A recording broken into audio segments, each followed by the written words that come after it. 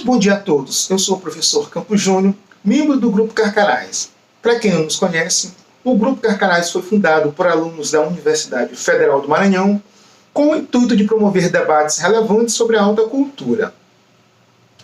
Bom, nesse vídeo de hoje nós iremos conversar sobre a belíssima obra escrita pelo Leonardo Padura, que é esse livro aqui, ó, O Homem que Amava os Cachorros.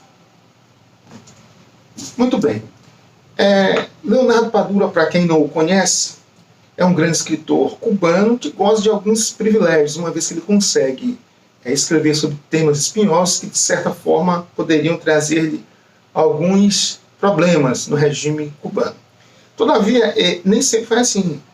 Ele, por escrever sobre alguns temas nada proveitosos para o então regime cubano, ele inclusive sofreu algumas perseguições, perdeu o emprego e inclusive teve de trabalhar num departamento de veterinária sem ser veterinário. Sofreu grandes infortúnios, passou o pão que o diabo amassou, mas conseguiu vencer. Venceu pela sua competência, pela sua capacidade, venceu pelas letras, venceu pela literatura e hoje em dia é um dos grandes escritores no mundo em língua espanhola. Bom, de que se trata o livro, na verdade? O livro, ele não só relata, a grosso modo, uma trama sórdida orquestrada por Stalin e executada pela KGB para matar Trotsky, que, segundo Stalin, era o traidor da causa proletária mundial, como também, e eu vejo que aí é que está talvez o elemento mais importante do livro, é que o autor ele consegue discorrer sobre esses agentes que executam o plano e os que pensam no caso Stalin, ou o agente que pensa no caso Stalin, ele discorre sobre a mentalidade desses agentes com muita profundidade, com extrema maestria. E eu vou comentar um pouco sobre o plano e sobre a mentalidade, sobre a vilania moral desses agentes que executaram esse plano brutal. Pois bem, o livro ele tem, vamos dizer assim, 3 cenários distintos. Acontece com a narrativa protagonizada por Ivan e o Homem que Amava os Cachorros. Obviamente não vou dizer quem é o Homem que Amava os Cachorros. Num outro cenário você tem, aí sim, o enredo se desenvolve sobre essa trama, sobre os agentes que pensam e que executam essa trama, mostrando como é que se dá essa orquestra revolucionária ao longo do mundo e como é que eles agem. Tá? Como isso se transforma, na verdade, numa grande teia que tem tentáculos ao longo dos 4 cantos do mundo. E já no final, você tem aí, eu acho que o autor fez um final esplêndido, onde ele basicamente confronta, a princípio, como é que se dá o diálogo entre pessoas vis e logo depois como é que determinadas posturas, ao serem exercidas, provocam uma certa comoção no homem bom. Mais à frente eu vou fazer um paralelo entre esses 2 diálogos. Enfim, então bora lá. Para você entender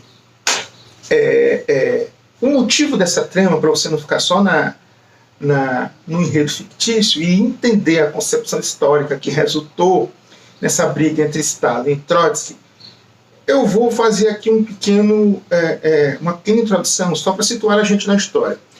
Mas eu quero, logo de pronto, deixar indicado um livro, que é esse aqui, ó, O Grande Terror, Os Esporros de Stalin, do excelentíssimo historiador inglês Robert Conquest. Tá?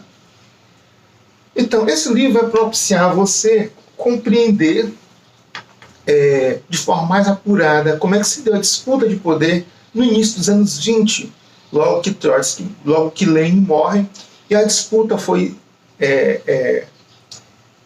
exercida de um lado Trotsky, do outro lado Stalin. A priori era óbvio e mais racional imaginar-se que Trotsky ascenderia ao poder, mas alguns detalhes o impediram de exercer essa competência. Então vamos a esses detalhes. Primeiro, Trotsky ele nunca foi bem visto no partido, porque Trotsky ele era visto como intruso, até porque até 1917 ele não era membro do partido, ele estava afastado. Então ele só se inclui, só adere ao partido mesmo como membro em 1917, e até por isso ele era visto pela cúpula, pela velha guarda do partido como um intruso. Em 1917, sim, ele adentra ao partido e teve papel fundamental na revolução que tomou o poder, derrubando a última dinastia czarista, a dinastia dos Romanov. E até por não ser membro antigo do partido, ele nunca foi bem visto pelos membros, pelos partidários mais antigos. Mas ele tinha o apoio de Lenin, o apoio parcial de Lenin, e isso o fortificava. Só que quando Lenin morre, ele fica meio que isolado. Até porque Trotsky teve algumas tretas, algumas celeumas com o Lenin. Uma delas, talvez a mais grave, foi quando Lenin, para salvar o regime soviético, o regime econômico da Rússia, ele faz algumas concepções, ele abre o sistema, faz algumas concepções capitalistas, e isso resultou no enriquecimento de alguns proprietários camponeses. E isso foi visto pela esquerda do partido associado a Trotsky como um absurdo, como é possível o sistema comunista propiciar o enriquecimento de proprietários de terra. Enfim, e logo em seguida que Lenin morre, acontece que Trotsky vai ficando meio que isolado. Logo em seguida, Stalin, ao se mudar em 28 para a esquerda, o partido consegue levar praticamente todos os grandes apoiadores de Trotsky, e aí Stalin consegue isolar os principais apoiadores, exilar os principais apoiadores de Trotsky. Ele vai ficando cada vez mais solitário, e o último golpe para deixá-lo na impossibilidade de exercer o poder é quando Stalin consegue demovê-lo do posto de comissariado da guerra. E aí Trotsky tenta ainda uma contra-revolução, fracassa, e em seguida ele tenta algumas panfletagens, e também é descoberto essas panfletagens, ele é expulso do partido, tenta ainda angariar o apoio das massas, que não funciona. Isso mostra como ele não sabia com quem de fato ele estava lidando. E, por fim, ele, em 1928, ele é exilado para Almata. Logo em seguida, em 16 de dezembro de 28, ele é forçado ele se rejeita a abrir mão de suas atividades políticas, e em 22 de janeiro de 1929, ele é finalmente expulso do território soviético e é mandado para a Turquia. Depois ele vai, se não me engano, para a Noruega, e acaba depois sendo aceito no México, com a condição de que ele não se envolvesse com as políticas locais. Bom, isso é só uma pequena introdução para vocês terem noção de como é que surge essa guerra, essa briga, vamos dizer assim, pelo controle da Revolução Mundial entre Trotsky e Stalin. Trotsky tinha alguns problemas graves. Ele não conseguia impor a sua autoridade sobre os demais partidários, embora ele fosse um homem de excelente oratória, um agitador de massas, mas ele não sabia jogar o jogo das intrigas, e disputa interna pelo partido, até porque ele não era membro do partido, só nele se inseriu em 1917. Então é assim que começa a vida do renegado, do exilado Trotsky, de tal sorte que ele vai acabar encontrando o asilo no México, e lá vai residir com sua esposa.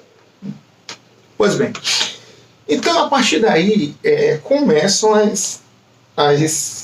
as tramas para assassinar Trotsky.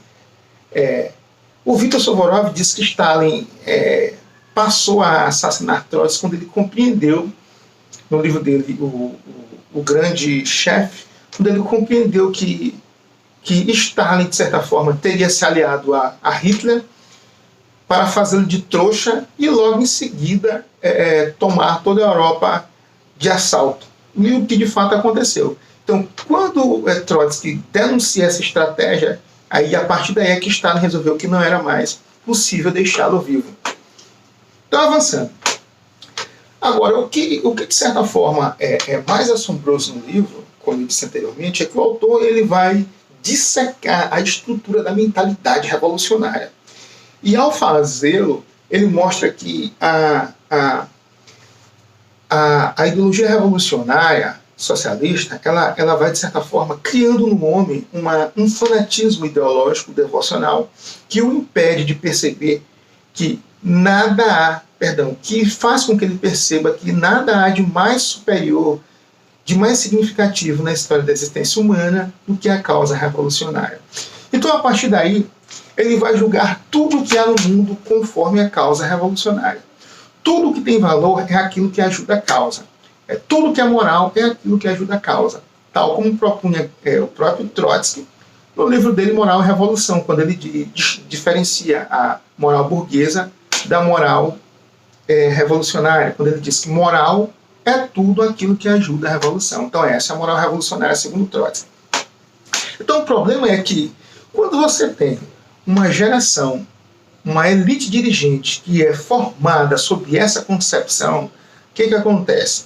Ela é uma elite que está fora dos valores mais elevados, ela não reconhece as virtudes objetivas, o valor das coisas em seu sentido objetivo, ela só reconhece a causa revolucionária. Então, ela não tem aquele condão máximo que nos for herdado da tradição greco-romana, que fora, obviamente, sistematizado na Idade Média pela Igreja Católica, que é a ideia de que é preciso aproximar-se do bem e afastar-se do mal. Ora, aproxima-se do bem quando você contempla as virtudes mais elevadas. Do contrário, você aproxima-se do vício, quando renega as virtudes. E aí você tem uma elite dirigente, toda ela acoimada em uma estrutura psicológica que valoriza tão simplesmente a causa revolucionária, em derrocado de todos os bens, de todos os valores, de todas as virtudes que fazem com que o homem ascenda, com que o homem se aproxime do bem. A consequência não é outra, senão, quando essa elite dirigente chegar ao poder, o que nós vamos ter como resultado é a constituição de um Estado bandido, de um Estado que preconiza a canalice, as vilanias e toda sorte de ações que viabilizem intrigas, assassinatos, que incorram em levar pessoas à desgraça, desde que isso preconize o bem maior para a humanidade, que é a Revolução Proletária. Eu vejo que concluir que foi um erro que aconteceu na Revolução Russa, que Stalin traiu a Revolução Russa, isso é um pouco de ou canalice ou um raciocínio puramente pueril. É impossível que uma elite dirigente afastada dos valores mais elevados, das virtudes mais caras ao homem, consiga transformar, quando da sua chegada ao poder, consiga transformar um Estado gerido por essas pessoas em um ambiente harmônico em que as pessoas consigam viver em paz, respeitando as suas liberdades, respeitando as suas individualidades. É claro que isso é absolutamente impossível. Então não precisaria sequer da Revolução Russa para chegar a essa conclusão. Ora, veja que a própria ideia revolucionária ela subverte essa compreensão de educação clássica que tem como fim máximo aproximar o homem do bem, aproximar o homem das virtudes. Então essa educação revolucionária, ela incute na cabeça do homem de que ele tem que subverter tudo isso e olhar tão simplesmente para a causa revolucionária, que é o bem maior.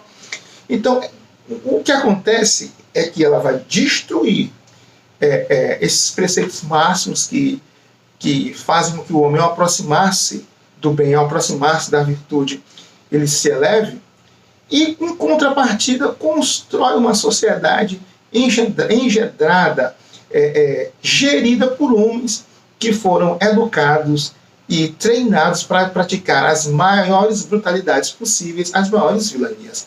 Então, veja, o que acontece com o pensamento revolucionário é que ele subverte toda a educação moral pautada nas grandes virtudes que nos foram ensinadas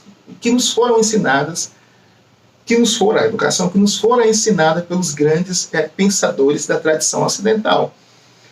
E só para eu explanar um pouco sobre o que eu estou dizendo, eu vou ler aqui um trecho deixa eu ver se eu acho que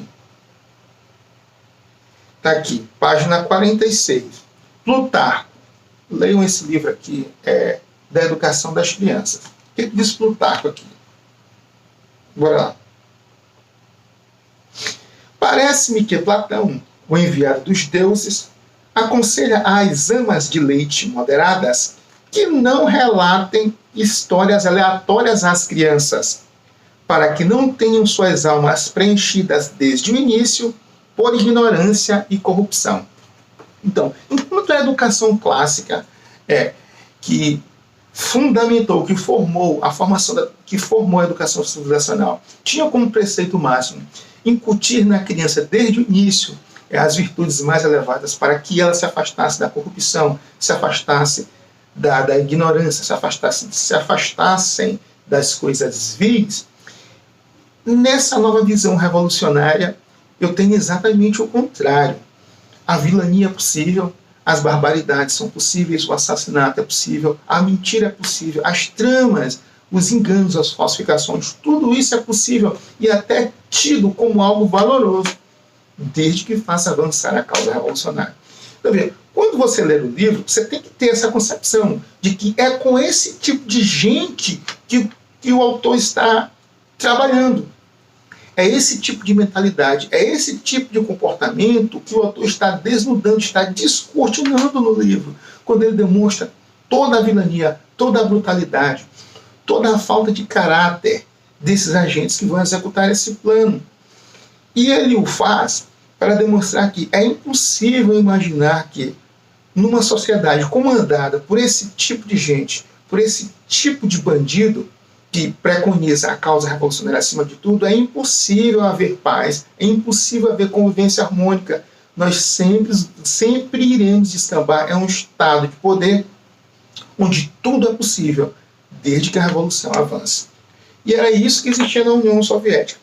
Então, no que tange ao plano, você tem uma estrutura de poder central, comandada por Stalin, que tinha em suas mãos um Estado totalitário, acoimado no medo. Como o próprio Stalin dizia, interessa-me que as pessoas me sigam, não por convicção. Eu quero partidários que me apoiem não por convicção, mas por medo, pois a convicção pode ser mudada a qualquer momento. Célebre frase de Stalin. Então ele instituiu um verdadeiro estado de medo, em que a desobediência não era, em hipótese alguma, tolerada. Então esses agentes, eles executavam os planos de Stalin, nesse caso específico, o plano para assaltar, executar Trotsky, e eles o fizeram com toda a maestria. O executaram nos mínimos detalhes. Uma trama sórdida, em que o autor demonstra toda a frieza, toda a estrutura maligna, toda a estrutura desprovida de preceitos morais que permeava a alma humana desses agentes que executaram esse plano. Então, a consequência disso é que, quando Trotsky ele é assassinado pelo Ramon Mercader, então você tinha o Ramon Mercader, que é ele que vai executar o plano, vai matar o Trotsky, e o seu mentor, que é o Kotov. E o que assombra ainda mais é que, logo que o plano é executado, o Ramon Mercader é preso, passa 20 anos na prisão no México, sofre todo tipo de agressão, tortura, pancadas, coronhadas, ele é solto. O Kotov também é preso na União Soviética, passa 12 anos preso. Quando eles se reencontram na União Soviética, e aí sim, é assombroso, eles vão comentar sobre as suas ações e o fazem com um desdém pelas pessoas que morrem, pelas pessoas que sofrem, pelas pessoas que querem desgraça. Eles comentam as suas ações assim com a maior frieza, assim, sem nenhum mínimo de arrependimento ou de ressentimento pelas pessoas que foram vítimas das maiores atrocidades do sistema soviético. O autor, e aí nota 10 para o autor, ele consegue mergulhar na essência do mal ideológico. ele consegue trazer para fora toda a substância assombrosa, vil, que reside na alma do socialista, do homem revolucionário. Então, talvez esse seja o ápice do livro, a meu sentir.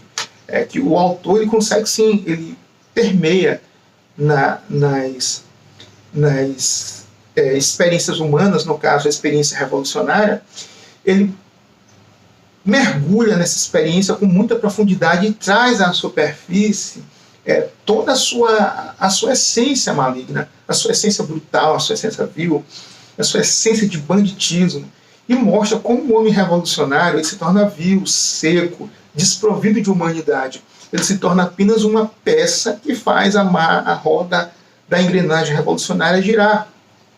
Há um trecho em que o Ramon Mercader, antes de executar o Trotsky, ele, num diálogo com a sua mãe, a Caridade, ele diz assim, a mãe dele fala, estou com medo do que pode acontecer com você. Aí ele diz assim para a mãe dele, não foi a senhora que me ensinou que a causa valia qualquer sacrifício? Vai fraquejar agora?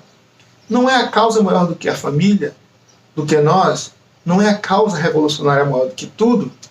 Então, veja, ela transforma o ser humano num robô, num agente de execução inquestionável. E quando ele vai matar o Trotsky, eu estou falando isso porque todo mundo sabe, isso é um fato histórico absolutamente conhecido, que o Ramon Mercader assassina o Trotsky. Ele não hesita.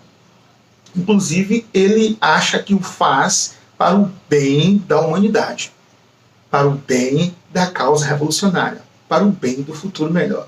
Então, você veja como a devoção ideológica é capaz de transformar homens em bestas, homens em assassinos, e mais do que isso, depois de toda a trama, eles são incapazes de olhar para trás e rever que tudo o que fizeram foi destruir vidas, protagonizar assassinatos, e comentam, conversam sobre isso sem nenhum pingo de remorso. Então, nesse ponto, o livro ele é muito bom. O autor consegue explanar esse elemento maléfico ao extremo. Ele mostra o quão canalha é o agente socialista, o quão bandido é o agente socialista. E é uma maldade muito profunda. Ele mergulha nessa essência maligna. Ele demonstra, ele mergulha na essência do imitativo baixo. O imitativo baixo, na conotação, na forma como trabalha o Northrop Frye, é aquele personagem que traz consigo a essência do mal.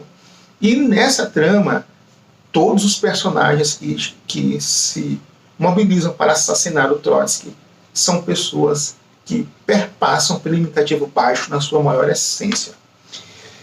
E aí, no final do livro, há um outro diálogo em que o Ivan, e aí sim, o autor consegue antes, ele perpassa pelo diálogo entre as pessoasvis, e logo em seguida ele faz tipo que um confronto, porque o diálogo entre o Ivan, que é o escritor do livro, e o seu colega, o seu amigo, o Daniel, você vê a diferença. É um diálogo mais leve, é um diálogo que não enoja, muito pelo contrário, é um diálogo onde você consegue perceber a essência do bem, a bondade que há no coração do homem bom, que mesmo diante de toda essa trama, quando ele escreve, ele toma posse de toda essa informação, ele escreve o livro, e ele, mesmo sabendo que o Ramon Mercader era um homem vil, brutal, um assassino, treinado, seco, ele consegue sentir compaixão pelo assassino. E mais ainda, essa compaixão que ele sente pelo assassino desperta nele uma inquietude, e ele não consegue conviver bem com isso. Isso vai causar sérios problemas, ele inclusive pensa em se suicidar. Mas o que o autor nos expõe aí? É como se ele estivesse dizendo, olha, eis aqui o diálogo entre pessoas vis. São pessoas bandidas, canalhas, assassinos, incapazes de rever os seus erros, porque foram transformados em máquinas, em bichos, pela devoção fanática da revolução. Pessoas incapazes de sentir remorsos. Logo em contrapartida, ele mostra um outro diálogo. Olha, aqui é um diálogo entre pessoas do bem, pessoas boas, que mesmo diante da brutalidade do assassinato, ainda consegue sentir compaixão pelo canalha, porque ele é um ser humano. E sente compaixão, e se incomoda, aquilo se inquieta, ou seja, ele não queria sentir aquela compaixão, mas ele não controla esse ímpeto de bondade que há no interior da sua alma. E isso é muito emocionante no livro, é muito emocionante. Então, para encerrar, eu quero dizer a vocês, eu não vou soltar spoiler, a minha intenção aqui era simplesmente comentar como a ideologia revolucionária ela produz homens assassinos que são incapazes de pensar que há valores mais elevados com os quais ele deveria medir sua conduta. Mas não, só importa a causa revolucionária, e é isso que faz com que ele balize tudo aquilo que ele possa exercer, tomando como moral tudo aquilo que ajuda a revolução.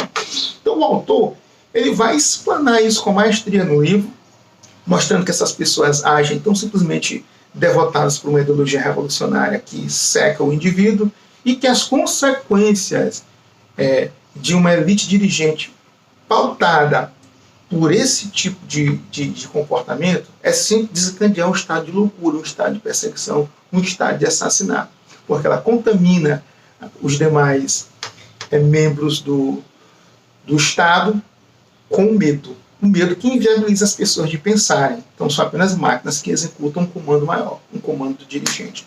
Esse é o estado de loucura. E o assassinato do Trotsky representa de fato isso. Até que ponto uma paranoia ideológica pode arquitetar um plano tão vil, tão brutal, para assassinar um sujeito que não passava de um moribundo. Trotsky já não tinha apoio político nenhum. Embora Trotsky também fosse um canalha. Porque quando ele teve o comando do Exército Vermelho nas mãos, ele dizimou a população do campesinato a rodo. Foi um assassino brutal. Mas ainda assim, a trama para matar Trotsky foi absolutamente não só brutal, mas desumana. Foi um ato desnecessário que serviu tão simplesmente aos caprichos de um Deus maior chamado Stalin, que não se contentava em não ter os seus desejos sendo realizados. Então, que nós possamos refletir sobre esse mero comentário, para que possamos sempre nos aproximar do bem e nos afastar do mal. E que tenhamos esse livro como um exemplo claro de que a ideologia revolucionária socialista é sempre um mal a ser evitado. Então não aceite essa ideia de que não, ele é socialista, mas é meu amigo. Eu sou cristão, mas eu voto em Partido Socialista. Não aceite essa máxima. O Partido Socialista ele é uma teia que prega, que se estende por todas as instituições, por todos os países, com um único objetivo: construir um estado de poder em que todo e qualquer indivíduo que não concorde com os preceitos da causa maior revolucionária vai ser sempre tido como inimigo. Logo, deve ser eliminado. Então, que nós possamos, a todos os dias, combater essa ideologia maligna chamada socialismo, porque não existe convivência pacífica, convivência de paz, convivência harmoniosa quando o socialismo toma conta de um Estado. O resultado é sempre um estado de medo que vai propiciar assassinatos, desespero e vilania sem limites. Deus abençoe a todos e até o próximo vídeo. Salve Maria. Socialismo aqui?